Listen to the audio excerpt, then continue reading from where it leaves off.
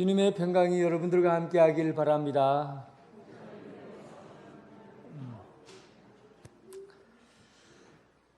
요즘 코로나 이후의 세계라는 책을 제가 좀 보고 있습니다. 왜냐하면 앞으로 코로나 이후에 경제적인 부분이나 정치적인 부분이나 교육적인 부분이나 종교적인 부분에 상당히 많은 변화가 오게 될 겁니다.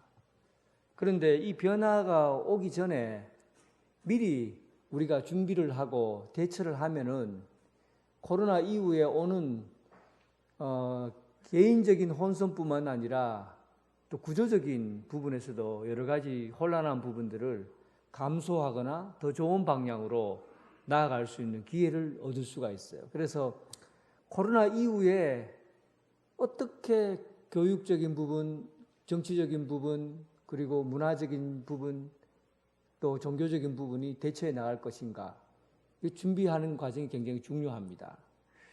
그 책의 내용 일부를 보면 일단 코로나 이후에 노동시장에 굉장한 큰 변화가 올 거라고 그래요.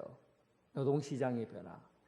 예를 들면 우리 지금 언양에도 어느 스시집에 가보니까 음식을 화면에다가 자리에 앉아서 화면을 두고 음식을 주문하고, 그리고 주문한 주문 내용이 바로 요리사인 대로 바로 가면 그 요리사가 음식 주문한 내용을 보고는 음식을 선반 위에 올리면 로봇가 쭉 움직여서 각자 자리에다가 딱 가게 해서 음식을 나누도록 그렇게 되어 있어요.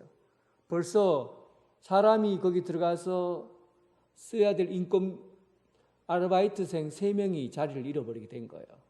거기 로봇 하나로 3명의 아르바이트생을 못 쓰게 되는 거죠.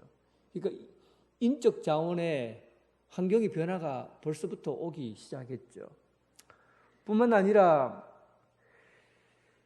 노동시장에서 농사 짓는 거라든지 또 체력적인 소모가 많이 되는 것은 전부 다 기계화 되게 되고 사람 손이 많이 가지 않습니다.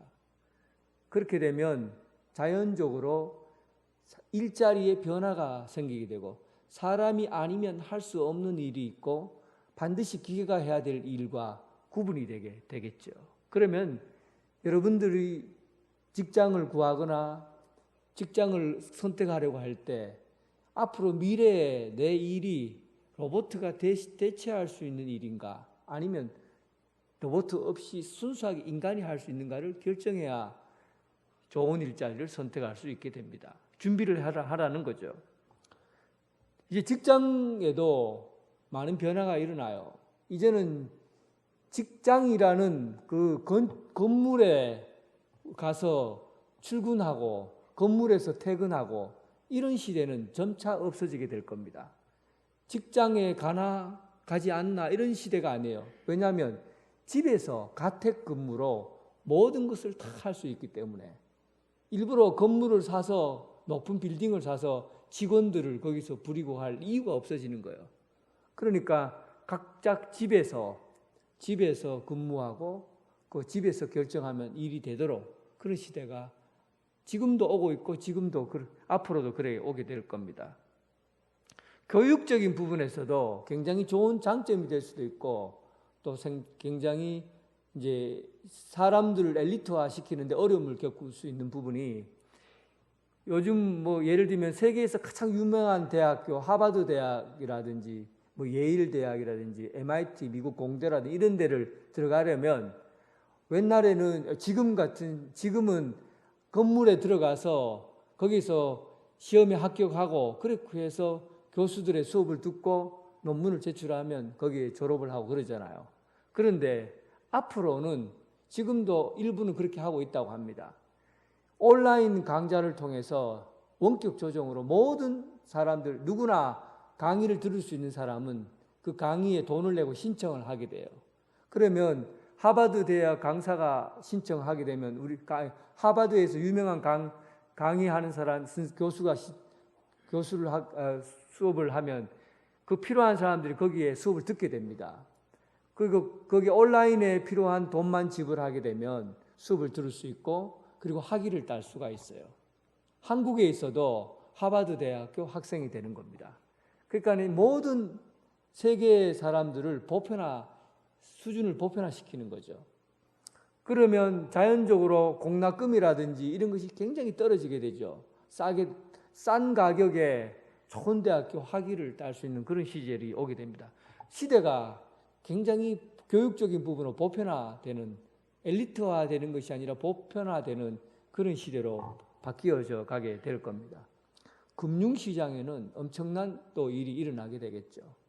예를 들면 이제는 돈도 종이돈으로 사용하는 시절에 이제는 아예 종이돈의 효용 가치가 없어지게 되고, 나중에 가상화폐라든지 아니면 이제 카드 결제라든지 이런 것들로 이제는 모든 것이 다 바뀌게 될 겁니다.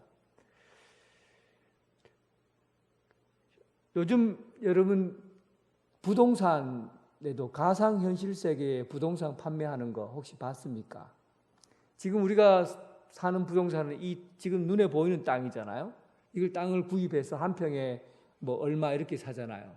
그런데 지금 어느 인터넷 프로그램에 보면 이 땅에 있는 곳과 똑같이 만들어 갖고 그 땅을 판매합니다. 가상현실 세계의 땅이에요. 한 평에 처음 시작할 때 0.1달러로 시작을 했어요. 구글에서 연동돼서 하는 건데 0.1달러로 땅을 구입합니다. 조그만 한 평, 우리는 말로 한 평 정도 되는 땅이라고 하면 0.1달러로 지금의 땅 가격 한 평 정도를 사는 거죠. 그런데 지금 얼마나 가격이 올랐냐 하면 경주 같은 땅은 거기에서 땅을 우리나라 돈 한 평 정도 되는 땅을 손톱만한, 인터넷상으로 손톱만한 땅이죠. 그 땅이 3만 원 정도 한답니다. 한 평에 3만 원. 계속 서울 강남 같은 경우는 가격이 계속 올라가고 있대요. 그러니까 여러분 이게 말이 되는 세상이라고 생각합니까? 내가 집 짓고 사는 땅이 아니에요. 인터넷상에서 주어지는 조그만한 땅들을 판매를 하는 거예요. 그런 세상이 앞으로 이 세상, 눈에 보이는 세상이 아니라 가상현실 세계에서 이루어지는 세계가 이 세상 눈으로 보이는 세상과 똑같이 이루어지게 되는 거죠. 삶의 자리가 확장되어 가는 것일 수도 있고 또 우리가 살아가고 있는 현실이 더 넓어질 수도 있어요. 그런데 이제 우리가 주목해야 될 것은 뭐냐 하면 앞으로 신앙생활을 어떻게 할 건가? 앞으로 교회는 이 넓어진 세상 가운데 어떻게 믿음을 잘 갖추어서 신앙생활을 하게 할 거고 하나님을 찾도록 할 수 있을 건가? 이 부분이 굉장히 어려운 문제로 대두되는 거예요. 신앙생활을 제대로 할 수 있을 거라고 생각합니까? 앞으로 미래가 확장이 되어져 가면 집에서 모든 것을 다 할 수 있게 되면 교회라는 건물조차도 필요 없는 공간이 되어버리고 그냥 가상세계 속에서 예배드리고 모임을 한다고 한다면 여러분 앞으로 교회가 어떻게 되겠어요? 살아남겠습니까? 아니면 신앙생활 여러분들 제대로 할 수 있을 것 같습니까? 지금 여러분들은 아마 우리 세대는 이런 일이 안 오겠지 하겠지만 함께 기도해야 될 문제예요. 앞으로 후세대는 이 시대를 겪어야 되니까 우리가 이 세대 속에서 어떻게 이 새로운 세대를 맞이했을 때 자녀들에게 교육하고 믿음 생활을 할 수 있도록 할 건가 고민해야 되는 겁니다. 오늘 성경 본문을 한번 보겠습니다. 성경 본문 12장 2절 말씀 12장 2절 말씀을 함께 읽어보도록 하겠습니다. 같이 읽게 되겠습니다. 너희는 이 세대를 본받지 말고 오직 마음을 새롭게 함으로 변화를 받아 하나님의 선하시고 기뻐하시고 온전하신 뜻이 무엇이든지 분별하도록 하라. 먼저 오늘날 우리가 살고 있는 이 세대에 어떻게 대응해야 하는가, 코로나 이후에 우리 교회가 어떤 방식으로 대응해야 되는 건가 하는 부분을 오늘 먼저 로마서의 사도 바울은 이렇게 얘기하는 거예요. 먼저 이 세대를 본받지 말라는 겁니다. 본받는다라는 것은 본받는다는 것은 가까이에 있는 것을 본받게 되어 있어요. 가장 가까이에 있는 것을 늘 보니까 내가 그대로 따라하게 되고, 그리고 그 모습, 성격들을 가지게 되고 행동하게 되는 거거든요. 그러니까 가까이에 있는 것이 어떤 것인지를 보는 거죠. 이 세대가 가지고 있는 가장 가까이 있는 게 뭔가 하는 거예요. 오늘 여러분 가정에서 식사를 하시려고 한번 나가서 식당에서 식사를 한번 해보세요. 자녀들과 함께. 자녀들이 둘러앉고 식당에 앉아서 밥을 먹으면 일단 식당에서 음식이 나와요. 나오면은 제일 먼저 하는 게 뭡니까? 예식을 치러야 되죠. 어떤 예식인가요? 사진을, 여러분들은 안 그렇겠지만 젊은 사람들은 사진 찍기 전에 먼저 숟가락 대면 아버지라도 야단 맞습니다. 그러니까 딱 자녀들이 사진 찍기 때까지 경건하게 기다려야 돼요. 그래서 아들이 사진을 착 찍으면 이제 먹어도 되나? 그리고 밥을 먹습니다. 밥을 먹고 나면 대화를 하잖아요. 대화를 하는데 대화는 뭐 가지고 하냐면 핸드폰 들고 꼰지락꼰지락 하면서 밥을 먹어요. 그리고 대화는 핸드폰을 통해서 해요. 가족 간에 함께 밥을 먹는데도 모든 대화는 핸드폰과 나를 통해서 이루어지는 거예요. 우리는 가장 가까운 것이 무엇인가를 한번 판단해 보자. 이 시대가, 이 세대는 가장 가까운 것을 따라서 배우게 되어 있다. 모든 기계장치가 우리를 가리키는 거예요. 우리가 기계장치를 가리키는 것이 아니라 기계장치에서 우리가 배우는 거죠. 그러면 인간이 누구에게 배우는 겁니까? 인류 만물을 지으신 하나님에게서, 하나님을 가까이 하고 하나님에게서 우리의 삶을 배우는 것이 아니고, 우리 인생에 살아갈 방향을 배우는 것이 아니라 사람이 만든 기계가 우리를 가리키고 우리에게 정보를 주고 또 산 삶을 안내해 주는 거예요. 여러분, 뭔가 뒤집혀졌다는 생각이 들지 않습니까? 뭔가 바뀌어져 있지 않아요? 사람이 기계를 지배합니까? 기계가 사람을 지배합니까?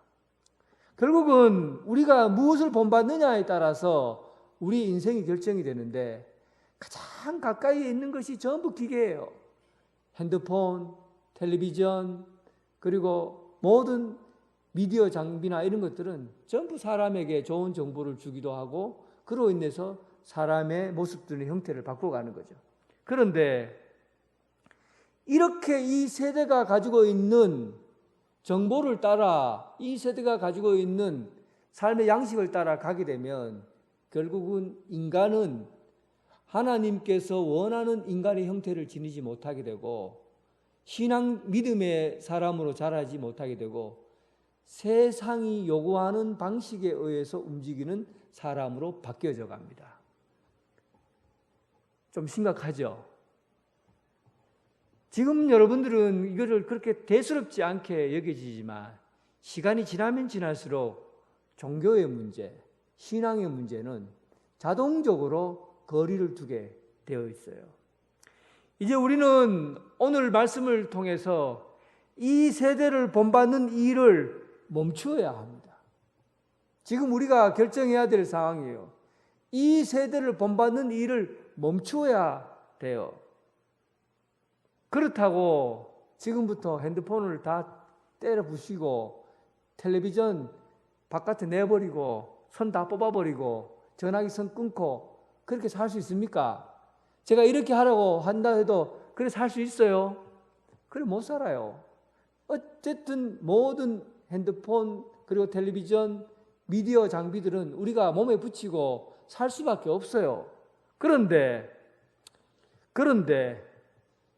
삶의 방향은 바꿀 수가 있습니다. 무엇을 가까이 둔다는 것은 사랑한다는 얘기예요. 가까이 둔다는 것은. 내가 아끼고 사랑하는 것을 가까이 두잖아요.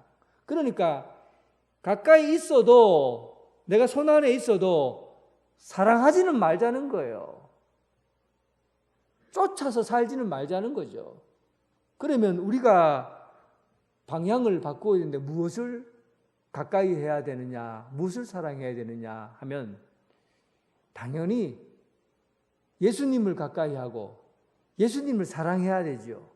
이게 우리가 살 길이에요. 그런데 그렇게 예수님을 사랑하고 가까이 두려면 방향 전환이 필요한데 그 방향 전환은 바로 내 안에부터 시작을 해야 됩니다.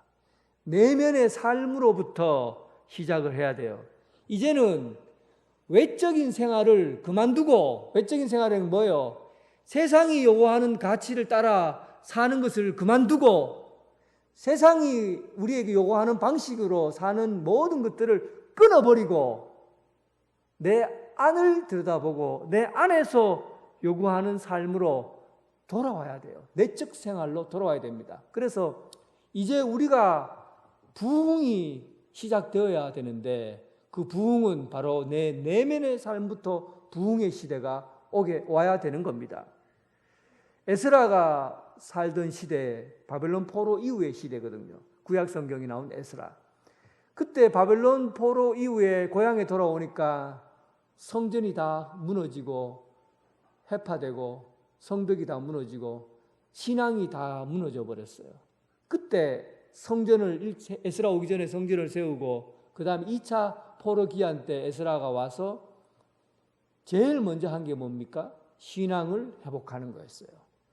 말씀의 부흥, 예배의 부흥, 기도 생활의 부흥. 부흥이 뭐예요? 쇠퇴한 것을 다시 이렇게 세우는 게 부흥이에요. 황폐한 것을 다시 이렇게 세우는 게 부흥이에요. 그러니까 우리가 부흥해야 한다고 할 때 죄로 인해서 우리가 망하게 된 사실을 새롭게 변화해서 우리 하나님 앞에 다시 일어서는 것, 이게 부흥이라고요. 그러니까 앞으로 우리 세대는 자꾸만 바깥으로 눈을 향해 있다고요. 가상현실 세계, 또 핸드폰, 그리고 바깥에서 모든 시선들이 집중되어 있는 이 시대를 이제는 안으로 가져가야 됩니다. 내적인 방향으로 방향을 돌려야 돼요. 삶의 방향을 안으로 변화시켜야 됩니다. 내 안에 무엇이 있는지를 살펴보는 일부터 시작해야 돼요. 오직 마음을 새롭게 함으로 변화를 받아. 마음을 바꾸는 일부터 시작하자는 겁니다.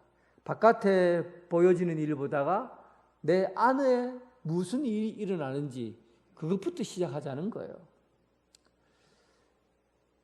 하덕규라는 그 시인가 총장의 그 모임의 그 시인가 총장의 리더라고 해야 되나요? 그 가수인 하덕규 씨가 가시나무라는 노래를 불렀어요. 이 노래가 너무 좋아서 조성모라는 가수가 그 노래를 달라고 자기인데 노래가 너무 좋으니까 그 노래 자기가 부르고 싶다고. 그래서 조성모가 그 노래를 받아가서 대중가요로 불려지고 있는 노래가 가시나무예요. 압니까? 들어봤어요? 예, 몰라도 괜찮아요. 한번 들려줄게요. 지금 이 하덕규 씨는 지금 목사가 됐어요. 한번 들어보시기 바랍니다. 그가 부른 노래 가사를 한번 잘 보세요. 예, 피아노 치세요.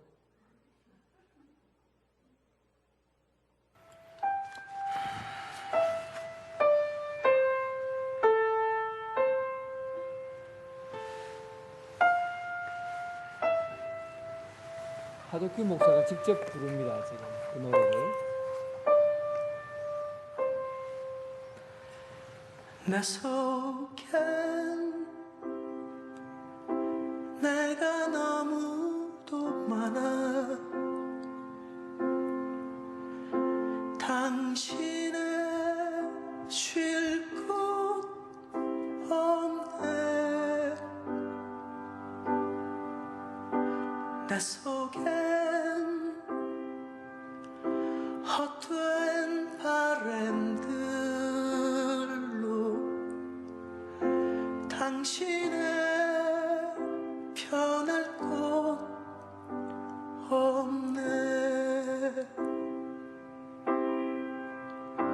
내 속엔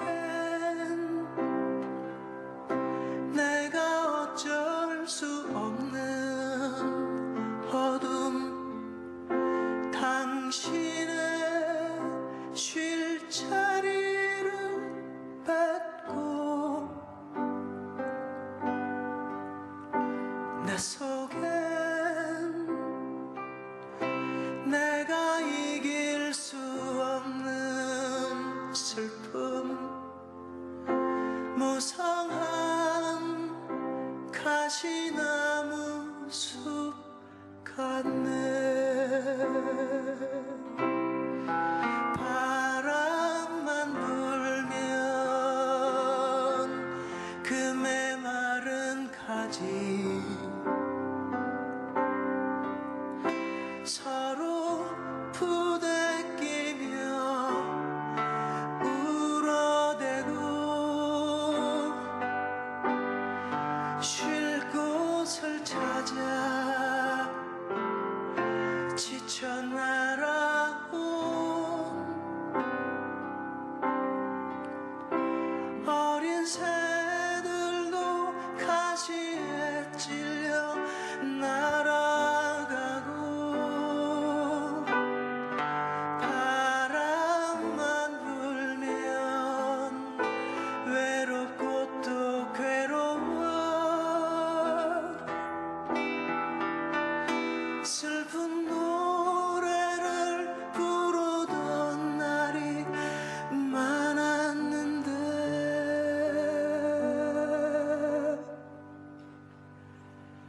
내 속엔 내가 너무도 많아서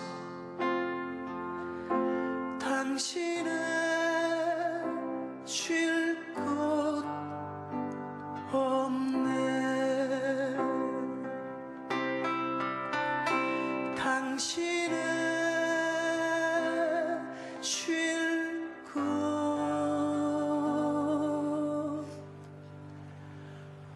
없네.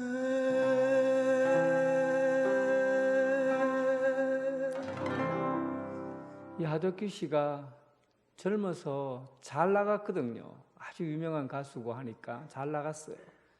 그리고 한번 세상에서 놀고 싶은 거 다 놀고, 그리고 나중에 마약에 손을 대고 완전히 망가질 대로 망가졌었거든요. 그러다가 40대 초반에 암에 걸리고 죽을 그런 상황까지 가게 되고, 그때 그가 하나님, 예수님을 발견하게 되는 거예요. 그게 자기 안에서 이루어진 거예요. 오늘 가사를 자세히 보면 자기 내면을 가만히 살펴보니까 내 안에 내가 너무도 많다는 거예요. 내 안에 내가 너무도 많아요. 바람이 불면은 이리저리 휘둘리는 자기 자신, 바람이 불어서 자기 자신이 상처 입은 작은 새소리에도 마음의 상처를 입는 그런 상처투성이의 자기 자신, 이렇게 깨지고 저렇게 깨지고 부서진 자기 자신, 자기 자신을 보니까 얼마나 많은 내가 걱정과 근심과 염려로 가득 채워 있든지 예수님이 들어올래도 내 마음에는 쉴 만한 곳이 못 되더라는 거예요.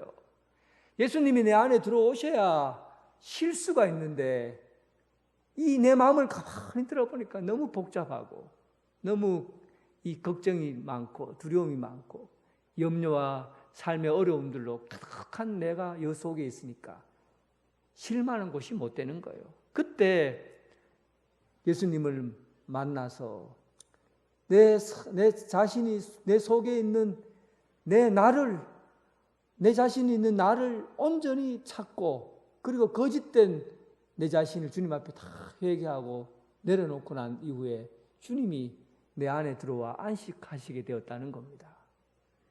이게 복음성가인데 사람들은 그게 대중가요인 줄 알고 불러요. 그런데 이 하덕규 목사의 이야기가 여러분들의 이야기 아닙니까? 저의 이야기 아닌가요? 여러분 안을 들여다보라는 거예요. 이제 여러분 앞으로 코로나 이후 시대가 되면 여러분들의 눈이 점점 안으로 못 보고 바깥으로만 보게끔 움직일 겁니다. 그래서 이 새로운 시대는 눈의 방향을 바꿔야 돼요. 내면의 생활이 바뀌어져야 됩니다. 이제는 우리가 기댈 때가 뭐예요? 바깥 세계가 아니라 내 안의 세계를 부흥시켜 나가야 돼요. 새롭게 바꾸어 나가야 돼요. 내 안을 바꾸어 나가야 된다고요. 나를 새롭게 하는 것은 주님이 내 안에 들어올 때 비로소 내가 새롭게 변할 수가 있습니다. 세상의 그 어떤 것들로도 나를 변화시킬 수 있는 존재는 존재하지 않습니다. 여러분 안에 예수님께서 들어오실 때 여러분들이 변화가 시작되고 새로운 인생을 살아가게 되는 거예요. 앞으로 미래는, 코로나 이후 시대의 미래는 예수님을 내 안에 모신 자만이 살아갈 수 있는 시대가 올 겁니다. 내면의 변화가 우선입니다. 여러분들의 내적 혁명이 여러분 안에서 이루어지는 역사가 있기를 주님의 이름으로 축원합니다. 그리고 또 두 번째, 우리 마음이 새롭게 되려면 변화를 받아야 합니다. 우리 마음을 새롭게 함으로 변화를 받아야 돼요. 어떻게 우리 마음을 새롭게 변화시킬 수 있을까? 그게 문제잖아요. 사람의 성격은 고정적이지 않습니다. 딱 고정적이지 않아요. 착각할 뿐이죠. 여러분 저 보세요. 저 좋은 사람입니까? 나쁜 사람입니까? 솔직하게 얘기해 보세요. 좋은 사람입니까? 나쁜 사람입니까? 좋은 사람이죠. 서운하네요. 저 좋은 사람입니다. 그런데 제가 이 교회 문을 나가면 항상 좋은 사람으로만 있겠습니까? 이게 고민이에요. 어떨 때는 내가 감정이 막 지나쳐갖고 가족에게 마귀처럼 행동할 수도 있잖아요. 막 화를 내고 분노하고 나쁘게. 그때는 이럴 때는 아빠가 정상적으로 보이지 않는다 이렇게 말할 수도 있어요. 또 어떨 때는 괜히 아무것도 아닌 것 가지고 막 짜증을 내고 화를 내요. 그러면 아버지는 왜 이래 사람이 쪼잔한 사람인가 이렇게 볼 수 있잖아요. 또 어떨 때는 막 날씨가 괜히 막 비가 오고 하면은 우울해지기도 하고 축 처지기도 하고 그래요. 그때도 내가 우울해지고 축 처지고 내가 왜 이렇게 사나 하고 절망하는 내 모습을 보잖아요. 어떨 때는 커피 한 잔 탁 먹으면서 기분이 막 싹 좋아지면 또 천사처럼 사람이 좀 따뜻해 보이고 그래 보이기도 하고. 그러니까 무슨 말을 하는 겁니까? 이게 사람이라고요. 사람이라는 건 딱 니는 좋은 사람이야 라고 정해놓으면 끝까지 좋은 사람이 되는 게 아니에요. 수많은 변화를 갖고 있는 게 나라고요. 여러분들은 안 변합니까? 딱 정해놓으면 그대로입니까? 아니면은 막 이리저리 환경에 따라서 여러분 성격이 변합니까? 얘기해 보세요. 변합니까? 안 변합니까? 변하지요. 그게 사람이라고요. 그래서 우리가 어떻게 하면은 새로운 사람으로, 좋은 사람으로 살아갈 수 있느냐 하면 마음을 새롭게 함으로 변화를 받아. 이것은 예수님께서 날마다 내 속에 거할 때, 예수님이 내 안에 머무를 때 우리는 날마다 새롭게 사람이 나쁘게 변하려 해도 예수님이 내 안에 거함으로 인해서 나쁘게 사는 걸 잡아주는 거예요. 그리고 내가 못된 소리 하려고 해도 예수님이 내 안에 거함으로 인해서 내 삶의 중심을 잡아주는 거예요. 그래서 우리가 새롭게 됨으로 변화를 받아서 좋은 사람으로 살아가게 되는 겁니다. 이 방법밖에 없다고요. 우리가 좋은 사람으로 살아가는 길은, 이 세상 가운데서 하나님의 사람으로 좋은 사람으로 사는 길은 예수님이 내 안에 들어와서 통치하고 다스리는 방법밖에 없습니다. 그래서 앞으로의 미래는 내 속을 변화시켜야만이 내가 이 세상 가운데 신앙을 지키고 살아가게 되는데, 첫 번째로 내 속을 지키며 살아가는 것은 내 안을 들여다보는 습관을 길러야 돼요. 내 안을 들여다보면서 주님 앞에 내가 무엇을 잘못했고 어떤 길을 잘못 가고 있고 내 안에 어떤 부분이 상처가 있고 문제가 있는가를 항상 들여다보는 영적 습관을 길러야 돼요. 내 안을 보는 습관을 길러야 돼요. 그리고 내 안에 예수님께서 오셔서 나를 통치하고 다스릴 수 있도록 여러분의 자리를 주님 앞에 내줘야 됩니다. 여러분들이 주인이 아니라 여러분들은 늘 변하는 사람들이기 때문에 변하는 사람들이 주도를 하게 되면 이 세상이 엉망진창이에요. 그래서 변하지 않는 예수님이 여러분들을 자리를 차지하고 통치할 수 있도록 해야 된다는 겁니다. 그렇게 해서 우리가 이 세상 가운데 변화되는 세상 가운데 이 세상을 변화시키고 바꾸어 가는 그런 믿음 생활을 할 수 있게 되는 겁니다. 그래서 코로나 이후에 우리는 어떤 시대를 살아가야 될 건가? 내 안의 부흥, 그리고 내 안에 예수님을 모심으로 인해서 주어지는 새로운 삶, 이것이 이 세상을 살아가는 대안이 될 수 있습니다. 그리고 본문 말씀 1절에 보면 예수 믿는 사람들이 반드시 해야 될 것이 있는데 그것은 바로 지켜야 될 것이 있는데 그것은 바로 예배 생활이라는 겁니다. 1절 그러므로 형제들아 내가 하나님의 모든 자비하심으로 너희를 권하노니 너희 몸을 하나님이 기뻐하시는 거룩한 산 제물로 드리라. 이는 너희가 드릴 영적 예배니라. 이제 앞으로 세계는 예배에 충격이 가해지게 될 겁니다. 이제는 꼭 이렇게 사람이 모여서 예배 드려야 되나?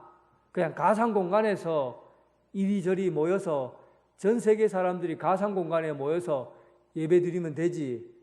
꼭 이렇게 사람들이 모여서 예배 드려야 되나? 이렇게 오면 한국 교회는 앞으로 곧 위기가 오게 될 겁니다. 결국은 교회 건물이 있어도 성도들이 많아도 이 교회가 없어질 가능성이 굉장히 높습니다. 그래서 우리는 이 예배에 대해서 바르게 정립하지 않으면 신앙생활을 앞으로 해나가는 데서 충격을 우리가 받아야 됩니다. 먼저 우리가 예배를 얼마나 드리는지 한번 숫자로 계산해 보면 주일 낮 예배, 주일 오후 예배, 수요일 예배, 최소한 신앙이 좀 괜찮다라고 생각하는 분들은 3번 정도는 예배를 드립니다. 일주일에 3번 정도 예배 드리면 1년에 156번 예배를 드리게 되고 10년이 되면 1560번 예배를 드리고 70년 동안 예배 드리면 19,020번이나 예배를 드립니다. 여러분들이 70세까지 살면 19,020번 예배 드린다고요. 와, 여러분 신앙 대단하지요? 여러분 대단합니다. 그런데 성경에 보면 하나님께서 모든 예배를 다 받으시지는 않겠다고요. 이게 충격이에요. 우리가 이렇게 일주일에 3번 그리고 156번 1560번 1920번 예배를 드려도 하나님이 다 받으시지 않겠다는 거예요. 성경 이사야 말씀을 보니까 내가 너희 절기들을 미워하며 아모스 내가 너희 절기를 미워하며 멸시하며 너희 성회들을 기뻐하지 아니하나니 너희에게 내게 번제나 소제를 드릴지라도 내가 받지 아니할 것이요 살찐 희생물을 드릴지라도 돌보지 아니할 것이요 내 노랫소리를 듣지 않을 것이다. 예배를 하나님이 거부하시겠다는 거예요. 안 받으시겠다는 거예요. 왜 하나님께서 우리가 예배를 드리는 것이 우리 신앙에 그렇게 중요한 일인데 오늘도 여기 코로나를 뚫고 이 자리에 앉아서 예배 드리는 여러분들이 하나님이 이 예배를 안 받으시겠다고 한다면 여러분 신앙의 모든 것이 다 무너지게 됩니다. 예배가 안 되는데 어떻게 신앙생활을 해요? 왜 하나님께서는 예배를 받지 않으시겠다는 겁니까? 하나님이 기뻐하시는 거룩한 산제물로 드리라. 예배는 내가 기뻐야 됩니까? 하나님이 기뻐야 됩니까? 하나님이 기뻐야 되는데 우리는 예배를 내가 기뻐하며 내가 만족하고 내가 은혜 받고 내가 복을 받아야 그렇게 하기 위해서 예배 드린다고 생각하고 예배를 드리니까 동기부터가 잘못되었어요. 내가 기뻐해야 되고 내가 은혜 받아야 되고 내가 복 받아야 되고 내가 한 예배 드림으로써 삶이 좀 더 좋아져야 되고 전부 다 내게 와 있잖아요. 이게 어떻게 예배가 됩니까? 예배는 하나님이 기뻐하시는 것이 예배예요. 하나님이 기뻐하시도록 드려지는 게 예배예요. 그래서 예배는 내 생각을, 내 욕구를 채우려고 하는 것이 아니라 예배는 하나님께 내 마음과 정성과 뜻을 모아서 드리는 겁니다.